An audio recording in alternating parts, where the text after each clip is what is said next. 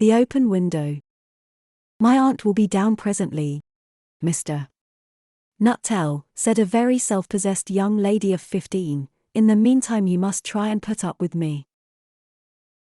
Frampton Nuttall endeavoured to say the correct something which should duly flatter the niece of the moment. Privately he doubted whether these visits on total strangers would do much towards helping the nerve cure which he was supposed to be undergoing. I know how it will be, his sister had said when he was preparing to migrate to this rural retreat. You will bury yourself down there and not speak to a living soul. And your nerves will be worse than ever from moping. I shall just give you letters of introduction to all the people I know there. Some of them, as far as I can remember, were quite nice. Frampton wondered whether Mrs. Sappleton, the lady to whom he was presenting one of the letters of introduction, came into the nice division. Do you know many of the people round here? Asked the niece, when she judged that they had had sufficient silent communion. Hardly a soul, said Frampton. My sister was staying here, you know, some 4 years ago, and she gave me letters of introduction to some of the people here. He made the last statement in a tone of distinct regret. Then you know practically nothing about my aunt, pursued the self-possessed young lady. Only her name and address, admitted the caller. He was wondering whether Mrs. Sappleton was in the married or widowed state. An undefinable something about the room seemed to suggest masculine habitation. Her great tragedy happened just 3 years ago, said the child, but would be since your sister's time. Her tragedy, asked Frampton, somehow in this restful country spot tragedies seemed out of place. You may wonder why we keep that window wide open on an October afternoon, said the niece, indicating a large French window that opened onto a lawn. It is quite warm for the time of the year, said Frampton, but has that window got anything to do with the tragedy? Out through that window, 3 years ago to a day, her husband and her 2 young brothers went off for their day's shooting. They never came back. In crossing the moor to their favourite snipe shooting ground they were all 3 engulfed in a treacherous piece of bog. It had been that dreadful wet summer, you know, and places that were safe in other years gave way suddenly without warning.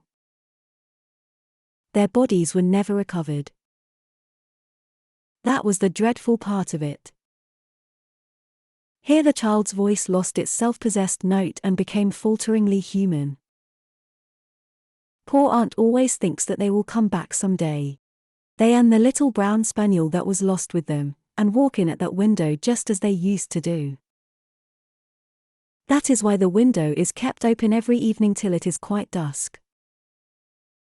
Poor dear aunt. She has often told me how they went out.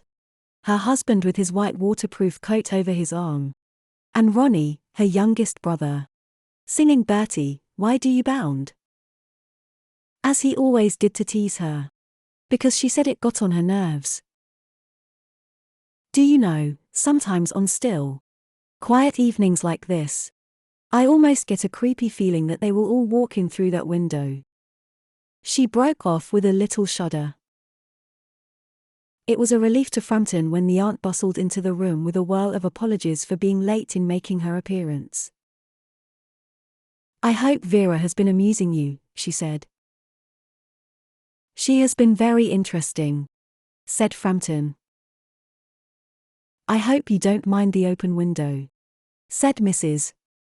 Sappleton briskly. My husband and brothers will be home directly from shooting, and they always come in this way.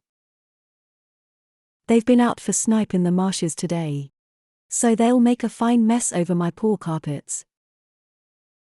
So like you menfolk, isn't it? She rattled on cheerfully about the shooting and the scarcity of birds, and the prospects for duck in the winter. To Frampton it was all purely horrible. He made a desperate but only partially successful effort to turn the talk onto a less ghastly topic. He was conscious that his hostess was giving him only a fragment of her attention, and her eyes were constantly straying past him to the open window and the lawn beyond. It was certainly an unfortunate coincidence that he should have paid his visit on this tragic anniversary. The doctors agree in ordering me complete rest, an absence of mental excitement, an avoidance of anything in the nature of violent physical exercise, announced Frampton, who labored under the tolerably widespread delusion that total strangers and chance acquaintances are hungry for the least detail of one's ailments and infirmities, their cause and cure. On the matter of diet they are not so much in agreement, he continued. No, said Mrs. Sappleton, in a voice which only replaced a yawn at the last moment. Then she suddenly brightened into alert attention, but not to what Frampton was saying. Here they are at last, she cried. Just in time for tea. And don't they look as if they were muddy up to the eyes? Frampton shivered slightly and turned towards the niece with a look intended to convey sympathetic comprehension.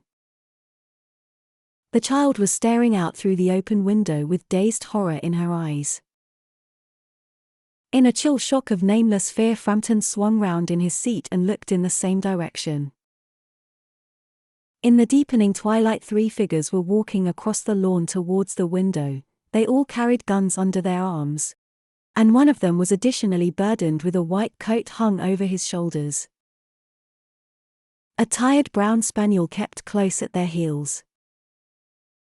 Noiselessly they neared the house, and then a hoarse young voice chanted out of the dusk, I said, Bertie, why do you bound? Frampton grabbed wildly at his stick and hat. The hall door, the gravel drive, and the front gate were dimly noted stages in his headlong retreat. A cyclist coming along the road had to run into the hedge to avoid an imminent collision. Here we are, my dear, said the bearer of the white mackintosh, coming in through the window, fairly muddy, but most of it's dry. Who was that who bolted out as we came up? A most extraordinary man. A Mr. Nuttall, said Mrs. Sappleton, could only talk about his illnesses, and dashed off without a word of goodbye or apology when you arrived. One would think he had seen a ghost. I expect it was the spaniel, said the niece calmly. He told me he had a horror of dogs. He was once hunted into a cemetery somewhere on the banks of the Ganges by a pack of pariah dogs, and had to spend the night in a newly dug grave with the creatures snarling and grinning and foaming just above him. Enough to make anyone their nerve. Romance at short notice was her specialty.